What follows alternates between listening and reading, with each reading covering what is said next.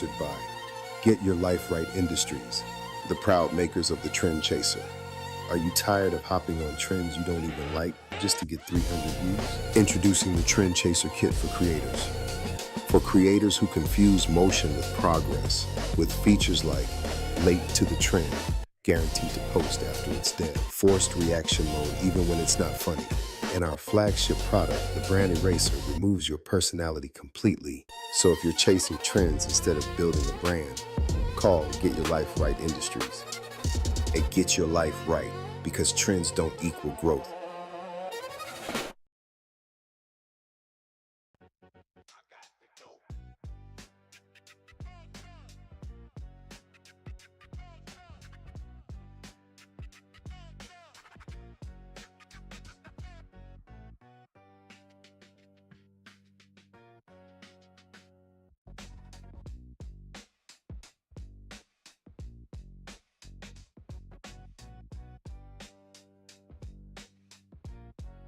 Hello, my name is Allee Major. Tonight, I'm going to do something most people avoid. Explain the power bill in a way that actually makes sense. You've probably felt it. Your power bill doesn't just feel higher, it feels unfair. And the public conversation keeps collapsing around one sentence. Data centers are here, and now we're paying for it. Here's what we're going to do. No rumors, no vibes. We're going to walk through the mechanics. What's in the bill? What costs are rising? Why they rise, and what questions you're entitled to ask when your household budget is getting the squeeze. This is not an anti-technology rant. This is not a conspiracy hour. This is not me promising you a magic trick that cuts your bill in half. This is civic literacy. Because you don't understand the bill, you can't change the bill. Tonight's focus is data centers popping up through the nation. I'm going to keep this responsible and defensible. I'm not going to claim a secret like data centers pay X amount unless I can show you in the tariff or the filing says it. But I am going to explain the real issue, how large 24/7 demand changes the system. So let's get this started with segment 1, what's real? And let's start with the electric bill basics. If you're watching this, I want you to do 2 things. Keep a note on your phone. Screenshot the question list when I pull it up. If you've had a bill jump, drop the month and percentage in the chat. Now, let's start with the bill. Think of your electric bill, let's see, like 3 buckets. Bucket 1. In bucket 1, we're going to put the supply. That is the electricity itself, the market cost to secure power. Bucket 2 is the delivery. That's the wires, the poles, the substations, getting power to your home. Bucket 3, riders and adjustments. Those are the line items that recover specific cost. If your bill jumps, it's usually because one or more of those buckets jumped. Now a few words people see and don't get. Kilowatt hours. Kilowatt hours is how much energy you used. Demand is how much power is needed at one time. Peak is the high stress moment on the grid. Capacity is paying to make sure enough power will be available not today, but for the future. Now hold that, because capacity is going to matter. Now, what data centers change without the drama? A data center isn't a normal building. It's a 24/7 industrial load. Servers don't close. Cooling does not take a day off. When a region adds a lot of data to the center, it can increase the amount of power the system must secure, increase transmission and distribution upgrades,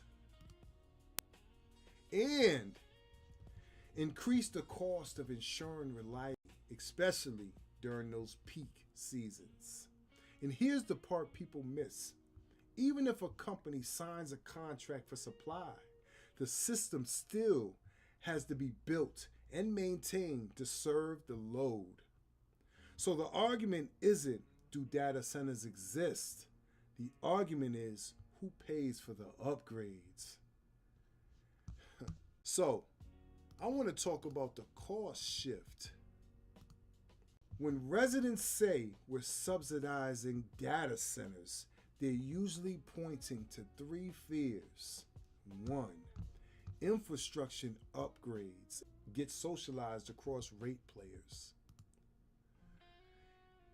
2. Capacity costs rise as planners expect higher future demand. 3. Special rate structures exist for large customers that the public can't easily see. I'm not claiming a specific secret rate. I'm saying the structure of utility pricing can be outcomes where the households feel the squeeze while the large customers keep expanding. So the only responsible move for us to see is transparency. So now I want to give you a list of questions to ask your power company. The cost to serve. What is the cost to serve large 24/7 loads versus households? Upgrade responsibility. Which upgrades are triggered by new large loads and who pays? Rate designs. What costs are being recovered through supply, delivery, or riders? Reliability plan. What is the reliability plan for peak seasons with new load growth? Transparency. What information is public? What is hidden behind confidential contracts? Community benefits. If the region is carrying the burden, what's the benefit package? Jobs, tax relief, bill credits, infrastructure? Projections. What projections exist for low-income households and fixed-income residents? If you don't get a straight answer to those questions, you don't have a pricing problem. You have a governance problem. Now let's move on to capacity. Now I want to give you a simple analogy. So let's explain it the right way. Capacity is like paying a retainer to make sure the lights stay on later. You're not just paying for what you used yesterday or today. You're paying to ensure the system can handle tomorrow. What planners expect demand to surge to? Capacity prices rise. And when those prices rise, they can show up in supply portions on your bill. So when people feel a sudden jump, it's not always because they personally used a lot more. Sometimes it's because the system's price changed. So here's an action plan on what to do this week. Here's what I want you to do. Practical, not performative. Pull your last 12 months of bills and circle what changed. Supply versus delivery.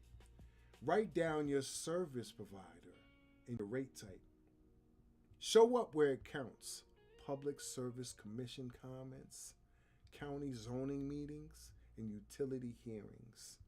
Use the question list and demand written answers. Hold on one second. If new facilities are coming, demand community benefits tied to measurable outcomes.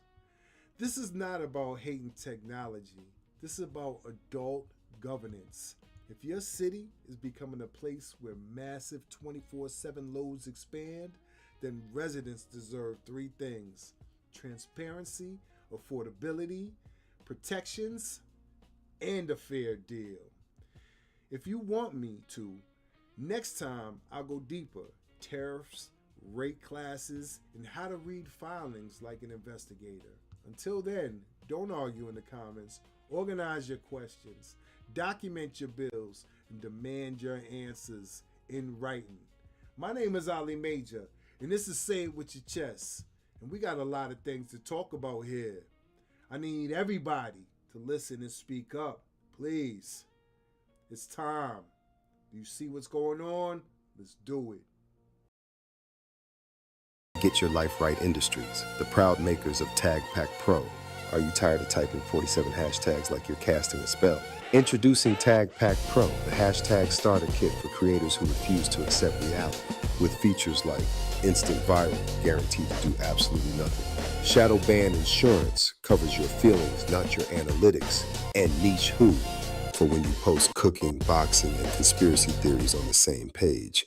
So if you're out here relying on hashtags to carry your whole brand, call Get Your Life Right Industries today. Get your life right, because hashtags can't raise your content for you.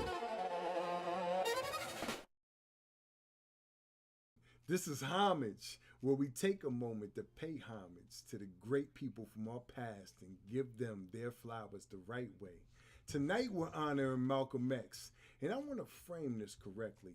This isn't about controversy tonight. This is about principles, self-respect, education, and transformation. Malcolm X is one of the clearest examples of what it looks like when a person decides, I will not stay who I used to be. Watch this, and when it ends, I'm going to add a few key points people overlook in one way to apply it immediately. We have to go to the root. We have to go to the cause. Dealing with the condition itself is not enough. And it is because of our effort toward getting straight to the root that people oftentimes think we're dealing in hate. We are oppressed. We are exploited. We are downtrodden. We are denied not only civil rights, but even human rights. So the only way we're going to get some of this oppression and exploitation away from us or aside from us is come together against the common enemy. Who taught you to hate the texture of your hair? Who taught you to hate the color of your skin to such extent that you bleach to get like the white man? Who taught you to hate the shape of your nose and the shape of your lips? Who taught you to hate yourself from the top of your head to the soles of your feet? Who taught you to hate your own kind? Who taught you to hate the race that you belong to? So much so that you don't want to be around each other. No, before you come asking Mr. Muhammad, does he teach hate, you should ask yourself, who taught you to hate being what God gave you? And I, for one, as a Muslim, believe that the white man is intelligent enough. If he were made to realize how black people really feel and how fed up we are without that old compromise and sweet talk. Stop sweet talking it. Tell him how you feel. Tell him what kind of hell you've been catching, and let him know that if he's not ready to clean his house up, if he's not ready to clean his house up, he shouldn't have a house. It should catch on fire and burn down. All right, now let's add the museum context, because Malcolm X is often reduced to a soundbite. That's not homage. The first lesson, transformation is real. One of the most important parts of Malcolm X's legacy is that he changed, he evolved, he learned, he refined his thinking. That matters, because growth isn't pretending you were always perfect. Growth is upgrading your mind in public and standing on truth. The second lesson, self-education, is a form of power. Malcolm X represented the idea that you can't be controlled mentally, that you can't be used the same way. Self-education isn't just reading books. It's learning how systems work, learning how people work, learning how to speak clearly, and learn how to lead yourself. The third lesson, how respect is a standard, not a mood. Self-respect isn't aggression. Self-respect is boundaries, it's discipline. It's not negotiating for your dignity. It's saying, I'm doing that, and I'm not doing that anymore. I'm not doing this, and I mean it. Today's application, 3 practical moves. If we're honoring Malcolm X tonight in a real way, here are 3 moves. Upgrade of your mind. Pick one topic and study it for 20 minutes a day for the next 7 days. Money, health, communication, business, history, or trade. Something that makes you sharper. Clean up one habit that disrespects your future. 1, not 10. Something small but consistent, because discipline is built on small decisions. Speak with clarity. This week, practice saying what you mean without performing. No threats, no extra, just clean, direct truth. Malcolm X reminds us that your past doesn't get to own you, and your environment doesn't define you. You can upgrade, you can learn, you can rebuild your identity and still be solid. Tonight, we're giving flowers to Malcolm X because transformation is with disciplined power. Malcolm X, flowers every single time. Drop in a comment, what's an area you're upgrading right now? Mindset, skills, health, or discipline? And who should be honored on the next episode of Homage? Rosa Parks, Maya Angelou, Kathleen Neal Cleaver? You decide and tell me. Thank you for watching. My name's Allee Major. You have a wonderful night. Homage every time. This is Homage. Sponsored by Get Your Life Right Industries, the proud makers of bought follower polish. Are you tired of having 20,000 followers and 14 likes and still acting surprised? Introducing bought follower polish for creators who want big numbers with no community. With features like bot comment pack, likes on demand, engagement camouflage, hides the ratio, and brand deal delusion, makes you say they sleeping on me. So if you're buying followers instead of earning trust, call Get Your Life Right Industries. Get your life right, because brands can count.